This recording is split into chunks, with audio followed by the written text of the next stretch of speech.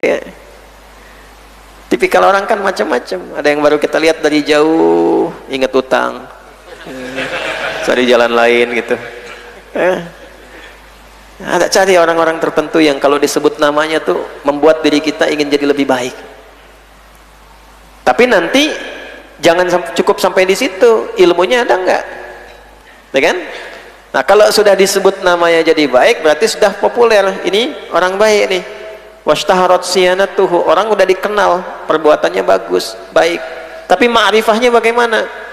Keilmuannya seperti apa? Nah, itu yang kita cross check kembali. Maka mintakan kualifikasi ini dengan istikharah kita kepada Allah agar ditunjukkan guru ini benar-benar baik untuk perjalanan kehidupan kita.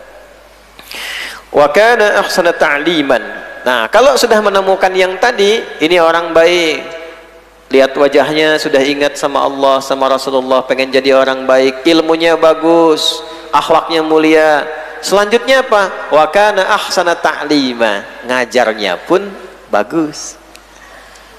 Nah, ada orang soleh tapi ngajar belum bagus, tahan dulu, tapi jangan mencibir. Akhlak sih bagus, ilmu luas, ngajar begitu, nggak dapet tuh nanti manfaatnya, faedahnya nggak dapet ya. Kemudian ngajarnya bagus, wa ajwadat tafhima, bisa memahamkan. Ada guru ngajar bagus tapi muridnya nggak paham-paham ya. Apa tandanya sesuatu itu bisa dipahami dengan baik? Ingat ya, ada paham yang diiringi barakah, ada paham yang tidak disertai barakah. Catat tuh baik-baik tuh. Paham yang disertai dengan barakah adalah pemahaman ilmu yang memudahkan kita untuk mengamalkannya. Ilmunya berkah. Kalau kita paham tapi tak mampu mengamalkannya, walaupun paham tapi tak bisa beramal, nah itu pemahaman yang tidak disertai dengan keberkahan. Sumbernya banyak. Misal, masih ada yang haram di dalam tubuh kita, sehingga menghambat keinginan roh itu yang tadinya kuat, terhambat oleh keadaan fisiknya yang masih bercampur dengan yang haram ya. Tahu, paham tahajud itu penting, walaupun sholatnya hukumnya sunnah, paham fadilahnya banyak, fadail ada 4 keutamaan, mengerti, ustadz sampaikan kita paham, tapi untuk bangun susah. Sudah bangun pun bangun betul jam 3, tapi susah untuk sholatnya. Tapi kalau bola bisa langsung bangun.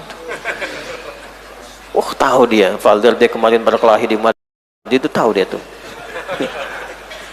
Indonesia futsal juara ranking 14, tahu dia.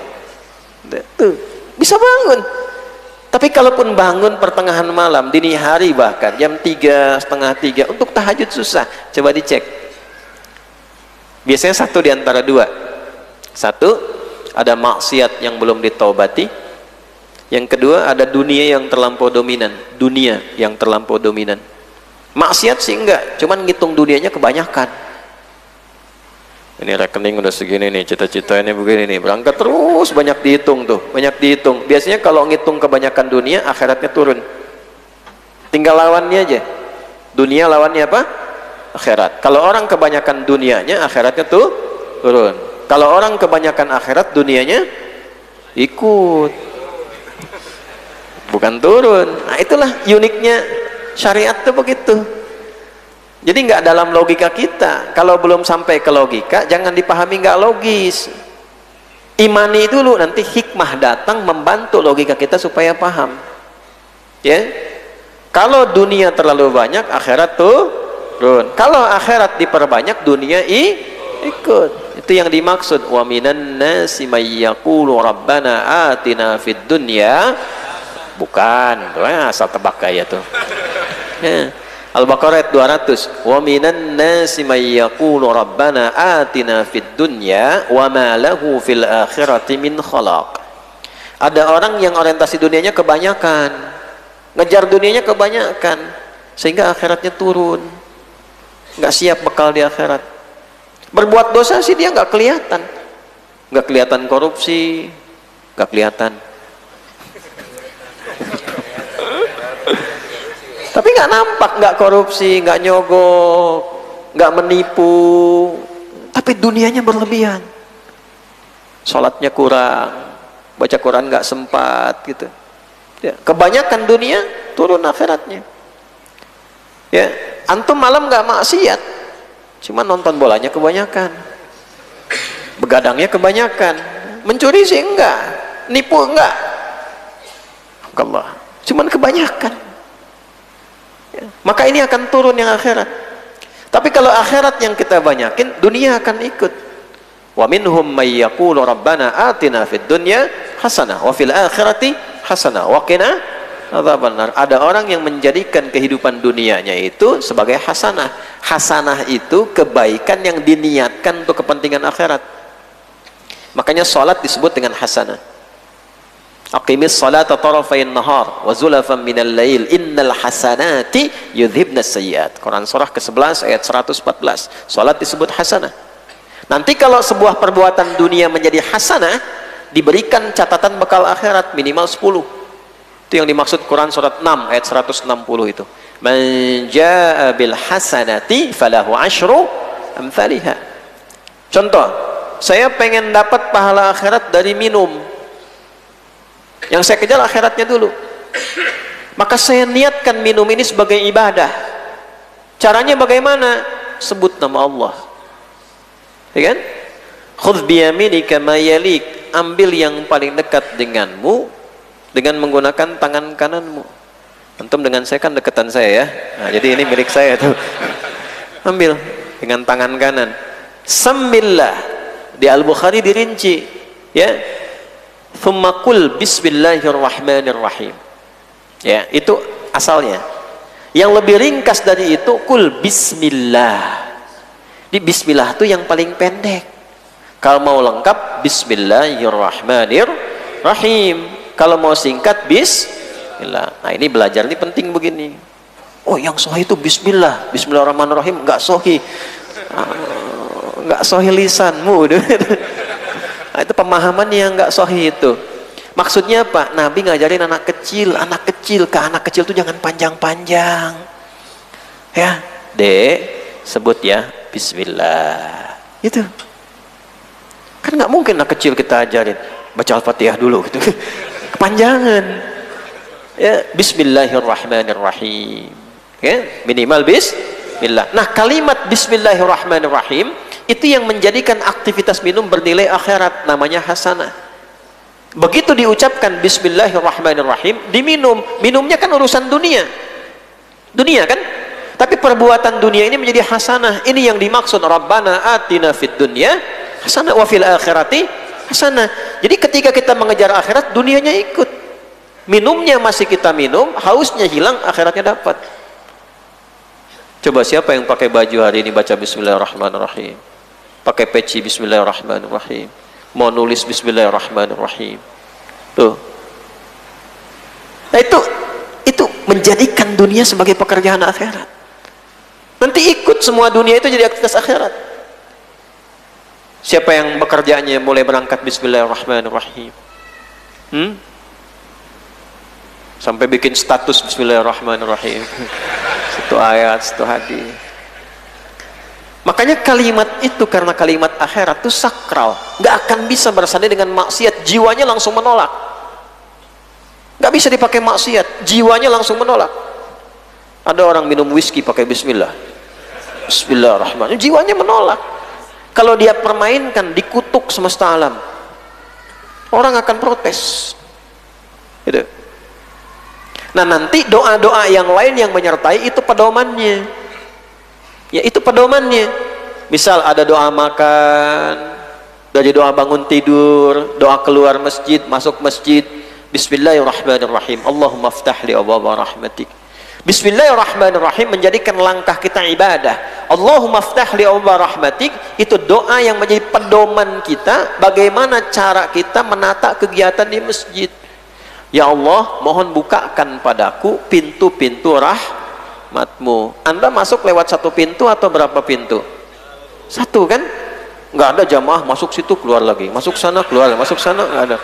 Karena pintu rahmat Allah banyak. Nah, itu salah paham. Ya, Pintu masjidnya satu, cuma kita masuk ke masjid memohon rahmat Allah. Nah, rahmat Allah itu minimal ada 3. Satu, solusi dari semua masalah kehidupan itu ada di Al-Baqarah ayat 157.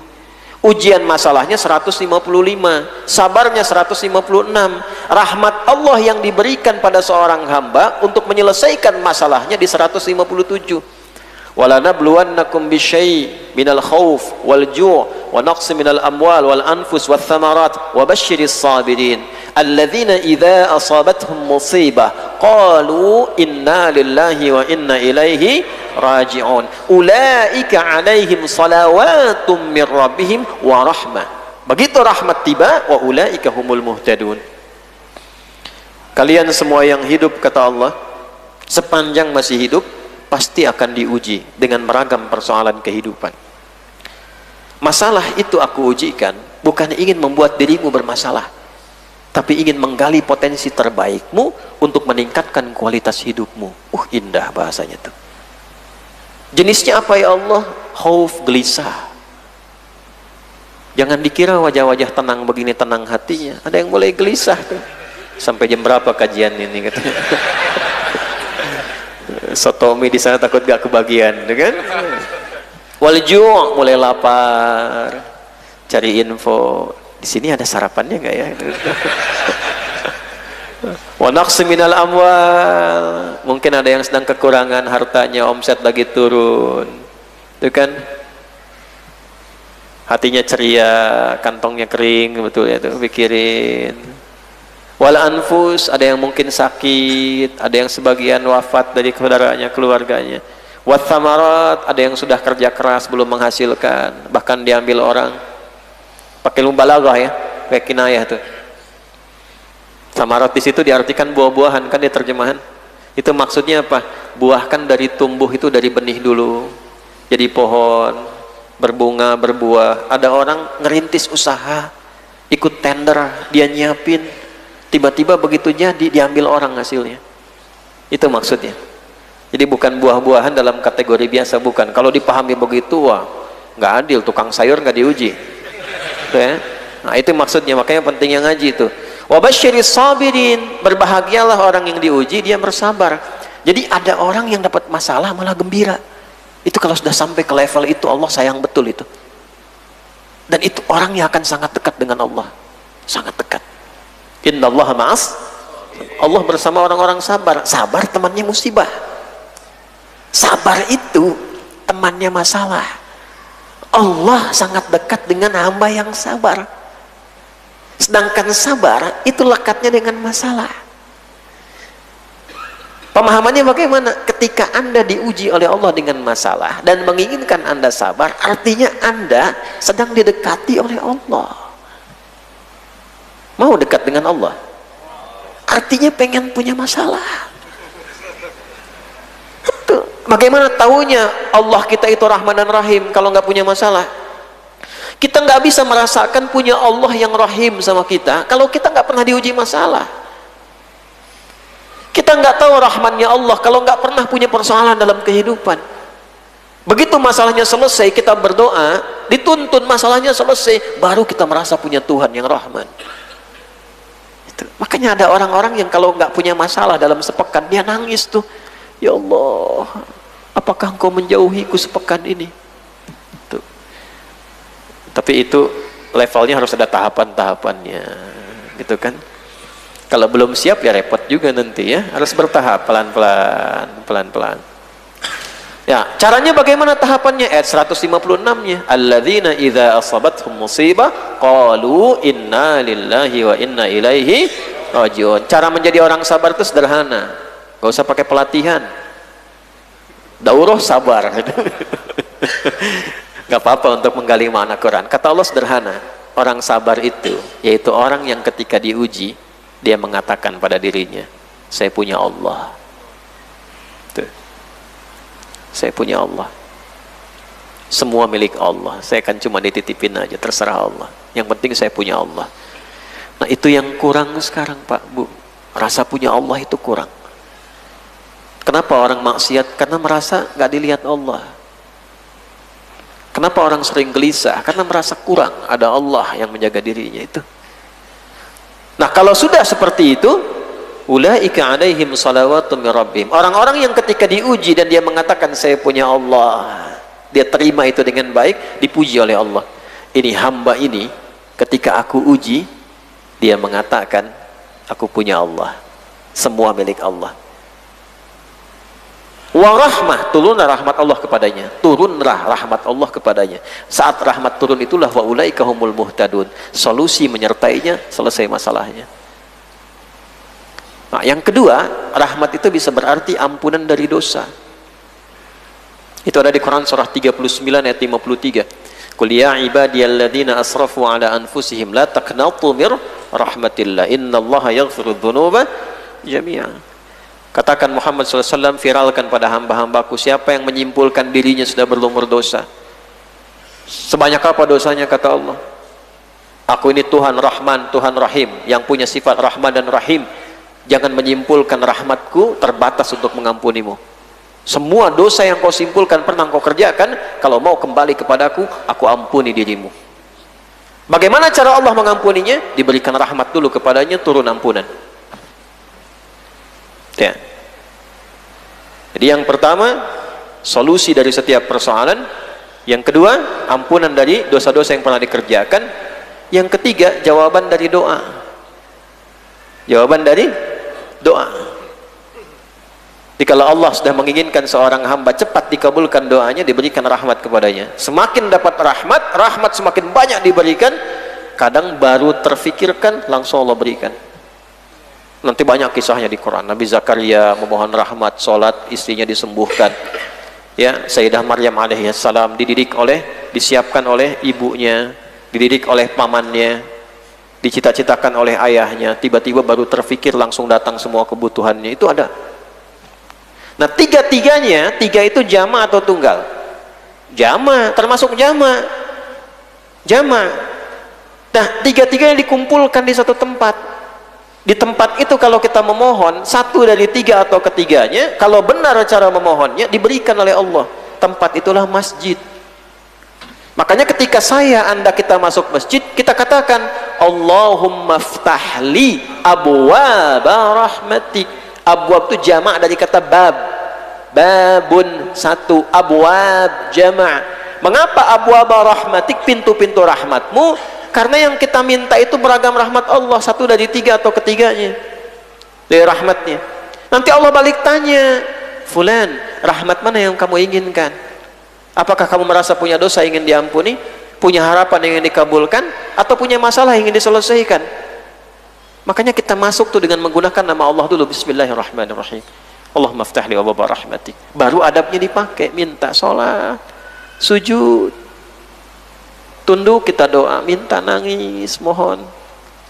Allah kasih tanda. Tanda pertamanya dikasih ketenangan dulu dalam batinnya. Nggak akan langsung dikabul dulu, tenang dulu. Begitu tenang dia pasrah, tawakal sama Allah, baru turun solusi. Gitu. Nah, ini belum baca doa udah pasang status, cepik gitu. Ya, kalah tuh. Nggak sah dokumentasi nggak apa-apa. Ya, tapi jangan mengalahkan upaya kita untuk menaati Allah. Kita selesaikan dulu ya. Nah, ini yang dimaksud ajwadat tafhima, pemahaman yang paling unggul, yang terbaik. Ajwad itu yang paling bagus, pemahaman yang paling bagus. Jadi ada guru yang memahamkan bagus, yang paling bagus bagaimana? Ngajarnya bagus, bisa memahamkan bagus, dan dengan pemahaman itu bisa mengamalkan. Fa'an ba'di salafi hadzal ilmu dinun fanzuru amman ta'khuduna dinakum. Maka para ulama kita yang terdahulu sering memberikan nasihat. Hadzal ilmu dinun. Ilmu yang melekat pada pemahaman agama, mempelajari sholat, mempelajari zakat, mempelajari fikih haji, umrah, itu sama dengan pentingnya ibadah itu sendiri, agama itu sendiri.